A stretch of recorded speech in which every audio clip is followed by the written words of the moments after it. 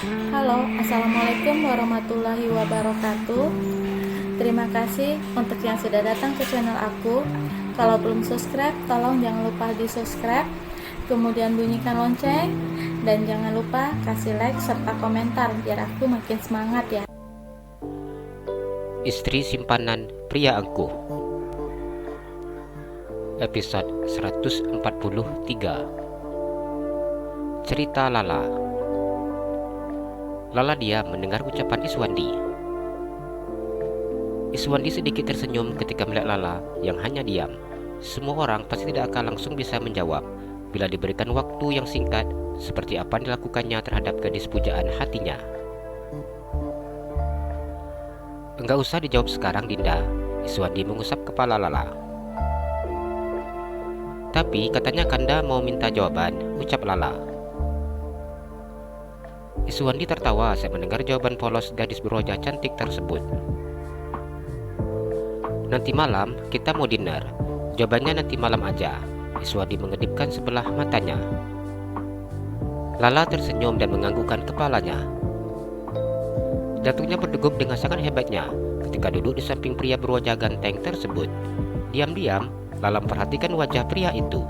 Hidung mancung dengan mata yang tidak lebar namun juga tidak kecil. Alis tebal dan rapi, bibir sedikit tebal dan berwarna merah. Lala menggigit bibir bawahnya, sebelah bibir milik Iswandi. Dirinya begitu sangat malu dengan apa yang saat ini terlintas di pikirannya. Hingga sampai saat ini, Lala masih tidak percaya bahwa pria berwajah ganteng itu benar-benar meminta dirinya untuk menjadi pendamping hidupnya. Iswandi sudah mendengar dari Teddy mengenai pekerjaan Lala di klub malam. Ia semakin yakin untuk menikahi Lala setelah mengetahui bahwa gadis itu memang bisa menjaga dirinya. Ia sedikit melirik ke arah Lala yang saat ini hanya duduk dan diam. Mereka berdua sama-sama diam dan mengatur detak jantungnya masing-masing. Iswandi berhentikan mobilnya di depan coffee shop. Minum di sini, ajaknya. Lala menganggukkan kepalanya. Ia turun dari mobil bersama dengan Lala. Mereka duduk di salah satu kursi yang ada di bagian dalam. Jadi di sini sudah berapa lama? Iswandi bertanya setelah memesan pesanannya kepada pelayan. Sejak lulus SMA, langsung merantau Kanda, jawab Lala. Ceritanya bisa sampai datang ke sini bagaimana? Tanya Iswandi. Waktu itu aku ingin mencoba untuk mandiri dan pengen ngerasa seperti apa yang namanya merantau. Jadi, karena itu aku putuskan untuk kesini. Lala sedikit tersenyum. Dinda itu perempuan dan masih sangat muda. Bagaimana mungkin bisa seberani ini? Iswandi memandang Lala dengan mengerutkan keningnya. Aku bisa jaga diri aku sendiri, Kanda. Lagi pula aku ingin mencoba untuk mandiri dan ternyata aku bisa. Lala tersenyum dan memperlihatkan deretan giginya yang putih. Apa orang tua dikasih tahu? Tanya Iswandi. Sampai saat ini Iswandi masih begitu penasaran dengan keluarga Lala. Waktu itu aku kasih tahu Papa. Katanya boleh pergi kalau ada uang sendiri. Papa nggak punya uang untuk kasih ke Lala. Lala tahu sendiri adik-adiknya banyak dan mereka semua butuh biaya. Lala menceritakan seperti apa tanggapan papanya ketika dirinya memberitahukan niatnya. Terus, Iswandi tidak sabar menunggu kelanjutan dari cerita Lala.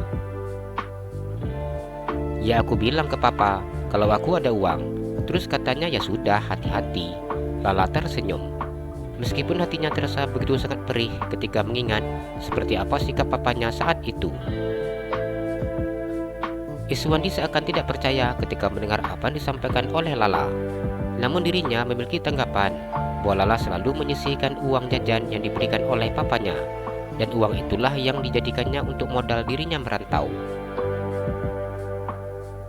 Setelah aku menghubungi Papa, aku kemudian menghubungi Mama dan beritahukan kalau aku akan berangkat ke Jakarta merantau. Bukannya ngomongnya di rumah? Tanya Iswandi.